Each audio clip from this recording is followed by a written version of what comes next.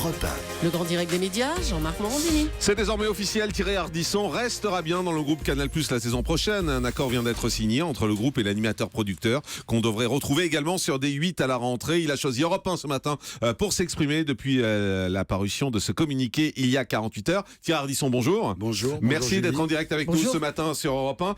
Un petit mot d'abord, Fabrice Lucchini était notre invité tout à l'heure. On va pas revenir sur votre vie sexuelle qu'il a abordée longuement dans notre émission. Mais il disait que vous en aviez un peu marre de votre émission sur Canal, Salut les Terriens. Pas du tout, je vois pas d'où il tient ça, parce que moi, au contraire, j'aurais pas re-signé si j'en avais marre. Je veux dire, au contraire, je trouve que l'émission s'est bien améliorée. Et puis l'année prochaine, je vous promets des surprises, quoi. Donc tout va bien. Donc vous trouvez autant de plaisir toujours à faire cette émission? Ouais, le jeudi, quand j'arrive sur le plateau, les gens m'applaudissent d'abord. Ensuite, il y a de la musique. Ensuite, il y a une coupe de champagne. Je vais poser aux gens à peu près toutes les conneries, toutes les questions que j'ai envie de leur poser. Donc c'est un bon moment. Tous les jeudis, ça reste un bon moment. Ça reste le climax de ma semaine. Et depuis le temps que vous faites des talk-shows, vous n'avez pas l'impression de recevoir toujours les mêmes et de vous dire que finalement, on est obligé de reposer parfois un peu toujours les mêmes questions? D'abord, il faut éviter de reposer les mêmes questions. Ensuite, il y a quand même pas mal de gens qui débarquent. Puis il y a des périodes. Il y a une période de Salut les Terriens, il y a beaucoup de politique. Maintenant, bon, comme les gens sont moins intéressés, ça sera le cas l'année prochaine, ça recommencera. Mais pour le moment, on reçoit plus des gens de cinéma, de chansons. Non, on fait évoluer. Et puis nous, on a deux choses que n'ont pas les autres. C'est les téquitois, c'est-à-dire les newcomers, les gens qu'on connaît pas, qu'on présente pour la première fois. Et puis les tétéou, c'est-à-dire les has-been qui ont plus trop de succès, qu'on va rechercher. Voilà. Donc c'est assez varié. Vous avez re-signé avec le groupe Canal+, ça a été annoncé officiellement il y a 48 heures. J'ai signé avec Maxime Saada, je tiens à le dire, parce que moi, on me dit tout le temps, qu'est-ce qui se passe à Canal, comment ça va à Canal, etc. Je voudrais rassurer tout le monde, à Canal, ça va très bien, et on a discuté. J'avais effectivement une proposition de France 3, une proposition de TF1. Je l'ai dit à Maxime, on a discuté, on a avancé, on a trouvé une solution. Voilà. D'ailleurs, il y a une rumeur de départ qui court de Maxime Saada, qui Mais c'est partirait bizarre, ça. pour les États-Unis. Ça court dans la rédaction depuis quelques temps. C'est complètement Rumeur que nous dément à l'instant Canal+, justement, qui nous affirme que la rumeur est totalement fausse. Je reçois un SMS à l'instant qui dément cette info. C'est la déstabilisation, parce qu'en fait... Maxime est très bien, on s'entend très bien, je crois qu'il a de bons rapports avec tout le monde là-bas, enfin il n'y a pas de problème. On vous a fait d'autres propositions que Canal, on vous a proposé TF1, c'est une information qu'on a révélée sur jean-marc-morandini.com, vous nous confirmez que c'est vrai? Oui, bien sûr, il y avait l'idée de faire un talk show en deuxième partie de soirée, parce que TF1 n'a pas d'émission d'accueil en fait, c'est quand même incroyable, la plus grande chaîne d'Europe, il n'y a pas une émission où on dit aux gens bonjour, asseyez-vous, enfin il n'y a pas d'émission d'accueil. France 3, c'est autre chose, ils ont besoin... On vous a proposé aussi France 3, une émission d'accueil. Oui, une émission culturelle, d'accueil, disons, sur France 3.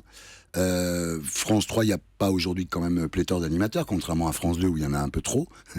Donc voilà, donc on a discuté avec Dana Astier, qui est vraiment aussi, je dois dire, quelqu'un que je ne connaissais pas, et qui est vraiment de la trempe des grandes productrices de la télé, comme Marie-France Brière, comme Pascal Brognaud, comme Dominique Cancien ou Catherine Barma. Je pense que Dana, j'aurais adoré travailler avec elle. C'est vraiment quelqu'un de solide et de bien. Un mot sur TF1, on vous proposait un talk show de deuxième partie de soirée, quel soir? Le vendredi, c'est-à-dire j'aurais été le... Mais le vendredi, normalement, c'est le talk show d'Alessandra Sublet. En deuxième partie de soirée. J'y avais pas pensé, merde. Non mais c'est vrai, ça va être lancé dans quelques jours. Oui, on attend tout ça avec impatience. Non, écoutez, je sais pas. Mais donc on vous propose sa case avant même que ce soit lancé? Écoutez, j'en sais rien. Toujours est-il qu'on discutait de ça, et moi je me serais retrouvé dans la position où était Fogiel par rapport à moi à l'époque de Tout le monde en parle, c'est-à-dire à faire la même émission que Ruquier la veille.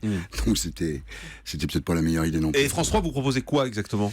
Il me proposait 50 émissions par an. J'ai dit à un moment, 50 émissions par an? J'ai dit à un moment, écoutez, il faut quand même arriver à les faire, les 50 émissions. En prime ou en deuxième partie de soirée? Il y avait 40 deuxième partie de soirée et 10 prime. Ouais. Et qu'est-ce qui fait que vous avez refusé? Non, j'ai pas refusé France 3 ni TF1, j'ai accepté Canal, c'est-à-dire que... c'est l'argent? Disons que c'est pas mal payé, mais les autres s'alignaient quand même. Hein. Non, même France 3? Non, hein? Même France 3? Oui, casser leur tir. Ils allaient augmenter la redevance. Je tiens à le dire. Grâce à vous, la redevance n'augmentera pas. Vous avez échappé à une augmentation de la redevance. Non, ce qu'il faut dire aussi, c'est qu'avec Canal, il y a quand même Studio Canal, avec qui je suis en train de Studio Canal, on explique que c'est la filiale qui fait du cinéma, et vous, le cinéma, on sait que c'est important pour vous. C'est pas que c'est important, c'est que c'est mon avenir, parce que comme je vais pas faire de l'antenne jusqu'à 87 ans non plus. Il se murmure qu'il y a 2 longs métrages en préparation, une série, c'est vrai? Voilà, c'est ça. Il y a 2 longs métrages, une série sur lesquels on travaille avec eux pour le moment, puis j'espère qu'il y en aura d'autres.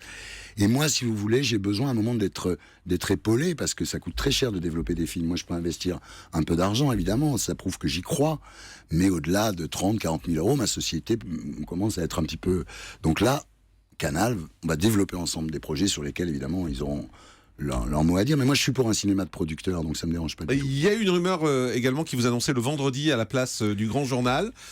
Vous confirmez cette rumeur ou pas? C'est pas une rumeur, c'est que quand on a commencé à discuter avec Canal, effectivement, il y avait deux hypothèses, soit de faire une émission plus politique le vendredi et une émission plus divertissante le samedi. Donc cette hypothèse a bien existé, vous Oui. nous le confirmez, puisque Canal l'a démenti. Oui, mais bon.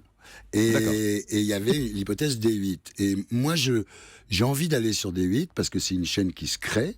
C'est une chaîne qui commence. Bon, il y a Cyril, évidemment, qui occupe déjà beaucoup de place, mais il y a besoin d'autres animateurs, évidemment, sur une chaîne de télé.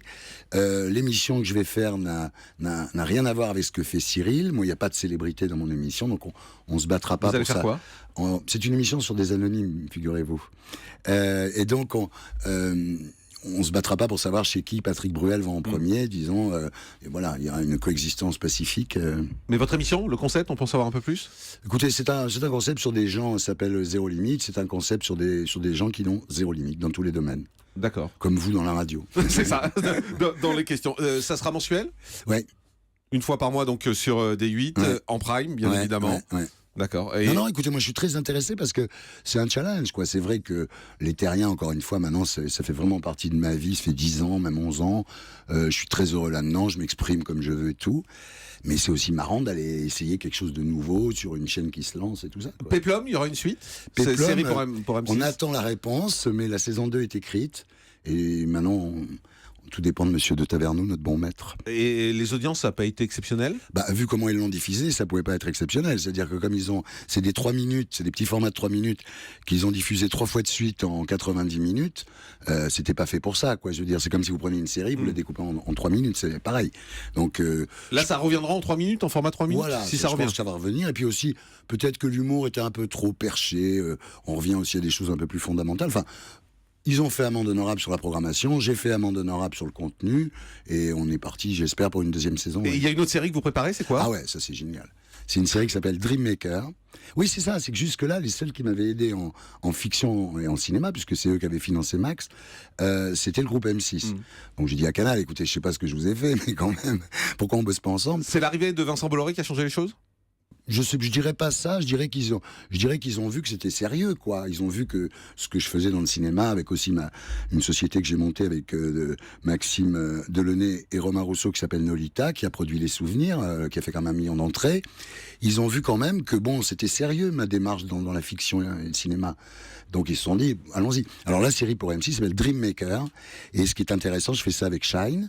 Et c'est un vrai concept international, c'est une vraie série à l'américaine, j'en dirai pas plus, mais c'est vraiment très bien. J'ai trouvé un scénariste que j'adore, enfin voilà. Et ça, c'est pour Canal? Non, ça c'est pour M6. C'est pour M6, effectivement. Dream Maker pour M6.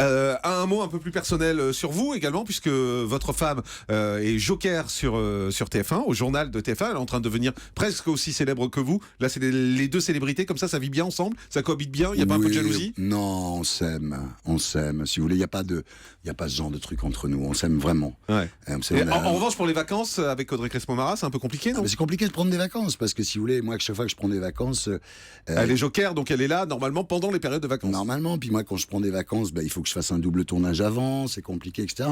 Mais là, ça y est, j'ai eu mes dates pour Pâques, je vous rassure, Jean-Marc. Et ça se passe bien à TF1 pour elle? Écoutez, très bien, je crois qu'elle est très appréciée. Je vois que le président, le nouveau président, M. Pélisson, l'a choisi pour l'interviewer en interne, etc. Donc ça va, hein, tout va bien. Il n'y a pas de concurrence interne entre les Il n'y a présentatrices? pas encore de guerre des blondes, si Non. c'est ce que vous voulez dire. Ça n'existe pas encore? Non, pas encore. Ça viendra, vous pensez? Écoutez, on ne sait pas. Moi, je pense que Audrey et Anne-Claire sont amies depuis suffisamment longtemps pour que ça se passe bien.